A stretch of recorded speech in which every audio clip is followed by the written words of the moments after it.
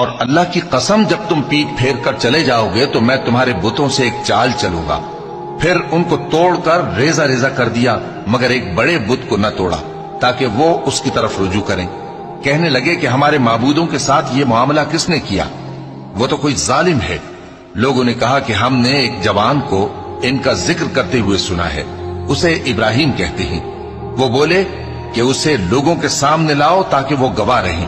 جب ابراہیم آئے تو بت پرستوں نے کہا کہ ابراہیم، بھلا یہ کام ہمارے معبودوں کے ساتھ تو نے کیا ہے؟ ابراہیم نے کہا، بلکہ یہ ان بڑے بت نے کیا ہوگا، اگر یہ بولتے ہوں تو ان سے پوچھ لو۔ انہوں نے اپنے دل میں غور کیا تو آپس میں کہنے لگے، بے شک تم ہی بے انصاف ہو۔ پھر شرمندہ ہو کر سر نیچا کر لیا۔ اس پر بھی ابراہیم سے کہنے لگے کہ تم جانتے ہو یہ بولتے نہیں۔ ابراہیم نے کہا، پھر تم اللہ کو چھوڑ کر کیوں ایسی چیزوں کو پوجتے ہو